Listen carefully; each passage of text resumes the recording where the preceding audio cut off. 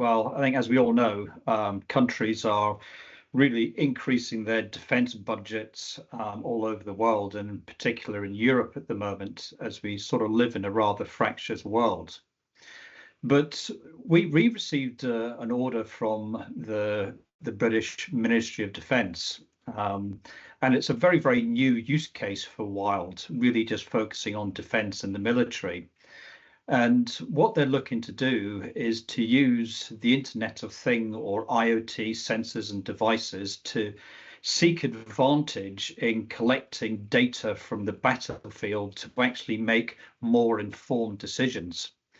And it's interesting in the defense sector that they use the terminology Internet of Things or IoT, but they've enhanced the terminology to the Internet of Battle Things, or IOBT.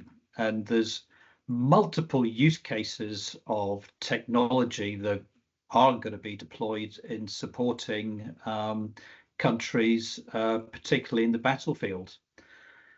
So the order we got from them was for a 3-month pilot. So we've already delivered the equipment for the pilot. They've actually already paid for that equipment.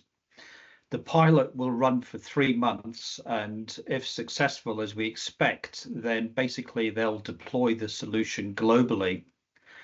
So for Wyld, this is a really interesting use case, and we really see this sector providing significant for growth for Wyld as a company moving forward.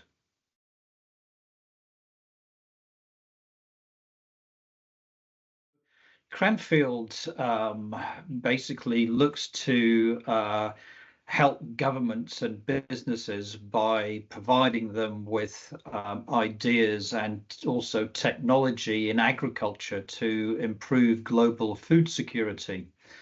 They operate in Europe, Asia, and South America. And interestingly enough, this project is also funded by the British government. So that kit's actually been deployed, and moving forward from that deployment, we'll start to see Cranfield take our solution across multiple countries, across multiple continents in the world.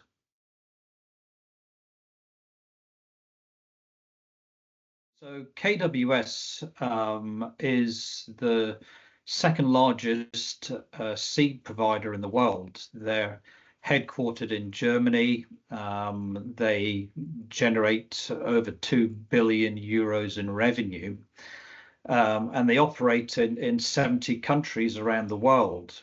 And this first order basically is to deploy into Italy and Hungary. And once those deployments are completed, then we'll start to see orders coming from those other 70 countries. Now, our expectations are that, Italy and Hungary are pretty small in respect to agriculture. But if you have a look at those other 70 countries where they're operating, that's where we expect to see significant volume of sales coming from.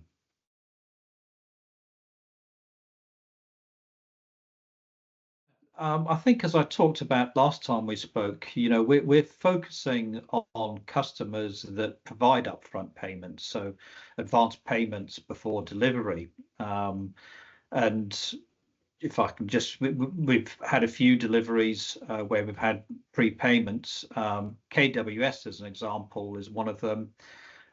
EAT, the UK government, the Ministry of Defence, and Cranfield.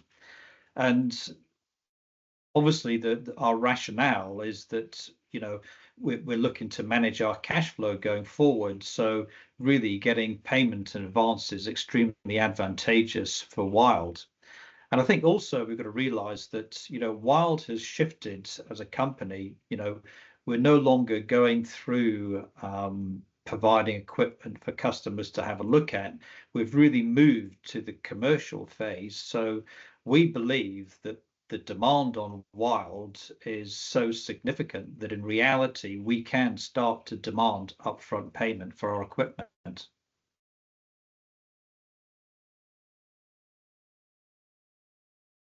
that was a really game-changing approval for Wyld, getting the license to operate in the United States.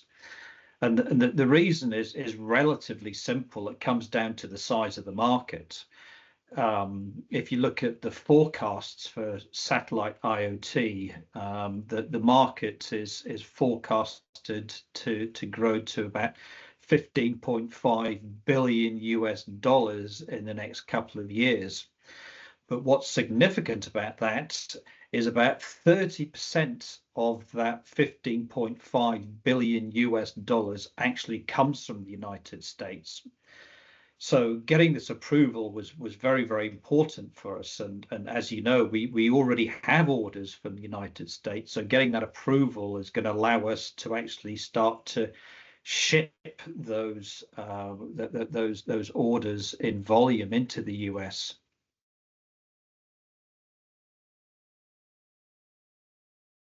Yeah, we announced a few weeks ago that we had now got ourselves to a position where we've scaled volume production, and it's an ongoing process.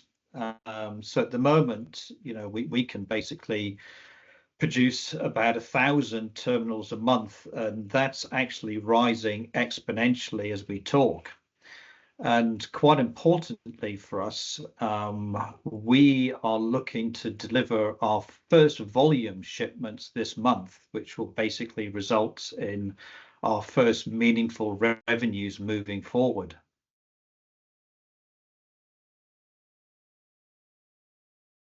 Financing situation is looking really good. So we're closing out the TO6 warrants, which will generate about 7 million kroner. We have an additional 5 million kroner as a cash payment coming in from the British government shortly.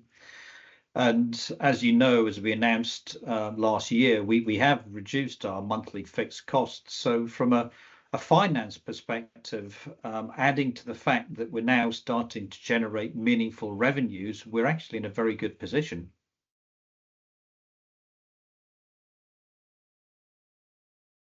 We plan and forecast to get ourselves to a cash flow positive position by the end of this year, so by the end of 2025.